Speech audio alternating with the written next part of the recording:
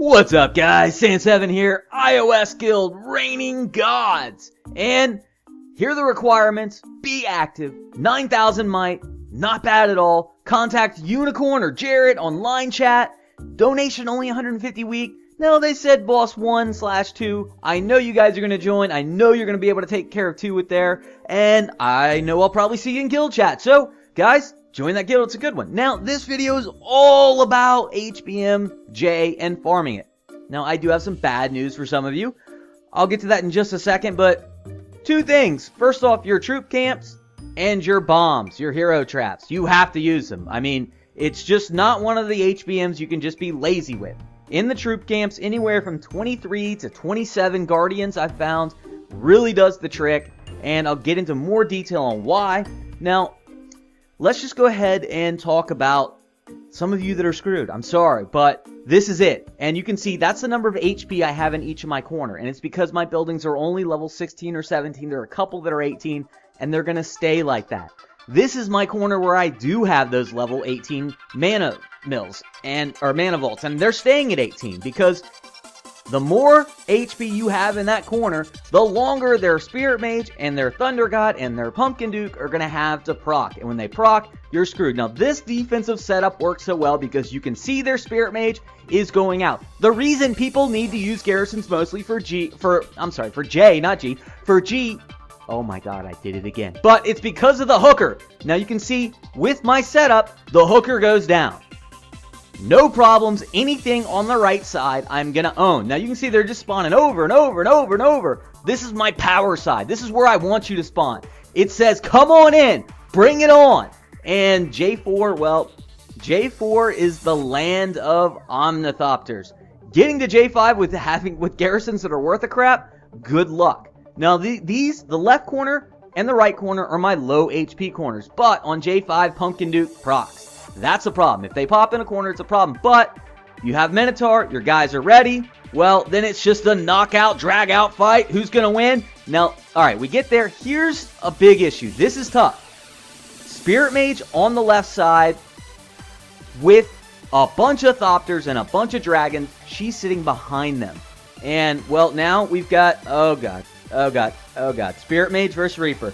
Come on, Spirit Mage. What you got, honey? What you got? You got it? You ain't got nothing, Spirit Mage. All right, you want to proc on me? I'm going to heal. That's right. I'm going to heal. I'm going to take all of yous out. Any of you that thought Thunder God was better in HBM, see if Thunder God can do that. Wait. I tried to let you go. All right. Sorry. You came back at me, but of course, mana drop. I don't get good drops on J. Now, am I ready to farm J? No, I'm not. My completion percentage is about 60%, which is not good enough. And what I need to do is get my hero bases up and get more 9-stars and more levels. Also, if you do have a dragon, which hero do you swap it out for? Spirit Mage. Get rid of the hooker. I hate saying, I love my hooker. Everyone knows I love my hooker. But the dragon has that much more HP and that proc that he will be more survivable. That's terrible English, but he'll be able to help himself survive because J3, watch that, boom! Every time, it's the exploding Pumpkin Duke. J3 is a pain in the ass. If you can get by J3 and your heroes are in decent shape, you're usually going to be okay because on J4, you're going to be able to walk through, take care of their heroes, their Thopters are going to come in, you're going to have everyone 100% healed because there are a lot of Thopters. You can see my guys are all revived, all just going at it, and still it takes a while to get rid of them. Now on J5, well, I get a high spawn, and luckily I still have a couple buildings left because their Pumpkin Duke is going to... Nope, didn't proc. All right. And you're going to see Spirit Mage coming in, but there's Minotaur. It's huge. Get my Pumpkin Duke going off. Now, here's a worry spot. Spirit Mage sitting behind those Dragons and Thopters. It's a problem. Okay. I'm going to lose Druid, so I've got Spirit Mage versus Spirit Mage and some Dragons and Thopters. And, oh, I've got a proc on. Come on. Come on, Spirit Mage. Come on. Come on. Come on. Get to the proc. Yeah, baby. Now, a lot of J's are very close like this, and it's really not something I should be farming. And the completion percentage, like I said, is only about 60%. So I'm going to be backing up to I, but I wanted to test it, and I will be able to farm this as long as I keep my outer buildings at a lower level. Now you can see Spirit Mage in that corner early waves, I'm generally not too worried because I have so many buffers. Or, you know, my Guardian's out in the corner where she is going to proc. Now, you saw Thunder God right there just proccing on top of Spirit Mage. That's a problem. That's why I'd rather have a Dragon in there as opposed to Spirit Mage. A Dragon can survive that Thunder God proc. And from there on J3, this is the exploding side. And you'll notice that I've lost my Pumpkin Duke. And if I lose my Pumpkin Duke, I'm done. I cannot finish this without having my Pumpkin Duke there for J5. So, from there, well, not looking too good. J4, I can get through. But, as I said, on J5, I'm just screwed without Pumpkin Duke. I have no towers left, which I really don't care about. Towers are just there for something for those Thopters to hit on. Now, this one's quite weird. It splits the troops, and watch the Reaper tank the Dino. This is insane. This is why the Reaper is so good. Reaper versus Dino, come on. You ain't got nothing, son! The Reaper is the ultimate HBM hero. But from there, well, their Spirit Mage is going off. Look at all those Thopters behind her. And, oh, well, I don't know. Maybe I'm sitting there with my Reaper, full health. Druid's helping out, taking care of some of them. A little pop, but let's go heal, buddy. You got it. Come on. Come on. Come on, Reaper. Come on. Take care of that hooker. Yeah, heal, heal, heal. Oh, no. So, having him at 9 stars, yeah, I bet I'd take that one. Now, like I said, fail some, win some, but here's going into a corner where before I had moved one of the mana vaults up top to kind of even things out. So another thing you need to pay attention to is even out your corners. Now, you notice that whenever I get a spawn on the right side, I'm just owning Spirit Mage. That's this defense. That is the beauty of this defense. They will just absolutely kill the other Spirit Mage every time. And in this corner, well, if the Thopters are in there, that means Druid's going to be sitting there. This defense is designed to take care of Spirit Mage without having to have those garrisons. Those green garrisons to target heroes and the purple to make them powerful enough to take out Spirit Mage. This defense is designed to do that on its own. And you can see my weak corner is kind of over there on the left with Druid and Cupid, but those are very, very heavy HP heroes, and Cupid's always going to be next to Druid for a heal. Druid heals himself, so it's not too bad. There it is again on J4 with all those Thopters. And if you haven't noticed, I speed up all the way from J1 to J4 and then show you what's going on. Then you can see on a side like this, if Spirit Mage comes in from the dead side, well, she's going down. If Spirit Mage is gone on J5, I have no worries. There's nothing that's going to kill me. As long as I have my Pumpkin Duke, I'm good to go. Even if I lose Minotaur, I can get through it if I have Pumpkin Duke and everyone else. And this is just a set of runs, and I believe I have one where it's a loss, and it's, you know, one of those just random things where you're going to lose. Now, that's a little spot right there in the corner. She has no one to take her aggro for Spirit Mage. Can be a bit of a problem. Here on J2, there's really not a lot to worry about. It's probably, you know, it's not as easy as J1, but it's not much harder. J3 is the scary one, and oh my god, this is the worst thing that could ever happen. And that is Thunder God splitting off and having a corner all to himself. When that, you can just see him, he is proccing everywhere. I'm praying to God for my Spirit Mage, my Reaper. Do something, take care of Thunder God, because he is just sitting over there having a field day on my heroes. And from there, well, I have no hero bases on the right side, missing 2 heroes, and going into J4, it's just not looking pretty. I mean, I've got Pumpkin Duke, but I have none of my yeah, just get the hell out of there. But I can lose Cupid, I can lose Spirit Mage, I can lose Reaper, I can't lose both Spirit Mage and Reaper. Cannot lose Pumpkin Duke, though. Alright, here on J1's always a cakewalk, as you can see. I've got an arena team, a Revite team. I come in, it's just kaboom. And you can see on the spot, on the side, I'm owning Spirit Mage because of this defensive setup. It is absolutely beautiful for HBM I and J.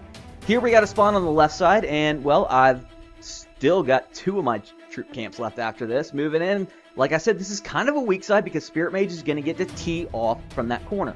But as soon as she's finished, Druid's going to hit there, and with the Guardians, the fact that there were still 50 Guardians, and her order of operation is to proc on Guardians. Now, I took a Thunder God proc right there, which is pretty rough. Lost Spirit Mage and Spirit Mage's base. Getting by. Now, this will see if I can get by without Spirit Mage on this one. Alright, This is a proc high, or a drop high, and on J5, really what you got to worry about is Pumpkin Duke proccing. Druid's without a base, and Pumpkin Duke did not proc yet because I believe Pumpkin Duke is a Revite on J5, and oh, Spirit Mage is hitting me. Oh god, come on, heal, heal, heal. Oh, this is the problem on J5, but the hook, oh man, come on Reaper, come. No, like I said, I'm not always ready for it, but a few more levels, who knows? Okay, moving on with another one, and it's a lot of runs, I know, but I just want to show you just a large spectrum of runs and look at any spawn on the right side. It's just game over. What kills me are the J5 spawns on the left side currently. And with a few more levels, also my hero bases are all level 18. Getting those to 20, adding 4% to all 6 of my heroes there, make it that much more powerful. Adding a dragon because I'd say about 75% of the time I am losing Spirit Mage due to a random proc, or, you know, health's down, then a random proc, or the exploding Pumpkin Duke on J3. And, well, we got by J3. We're pretty good right there. Coming in, you can see that Spirit Mage. Spirit Mage comes in before those Thopters. I'm usually okay, but then, I don't know. Yeah, Reaper, or I don't know what the hell got her that time, but something got her. Move it on to J5. And I've got all my heroes ready. This is one of those ones where it's, yes, everything is set up perfectly. Let me just get it on. Here we go. Coming in. Come on. Got to get to Pumpkin Duke. You got to proc. Oh, no. They're Pumpkin Duke proc. If they're Pumpkin Duke procs like that, they... Wait. I don't know. My Pumpkin Duke. Yeah, baby. Get out of here, hooker.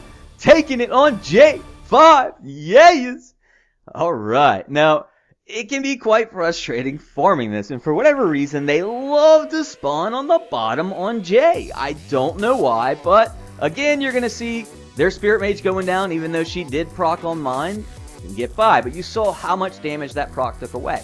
Now, a couple more things I can do to help me out is my corner buildings, which those gold vaults, they're only level 18 and 19, and getting those up to 20, because the trip from 19 to 20 adds another 7,500 HP. That's huge. And if you're curious, yes, it is a level 20 Town Hall defense.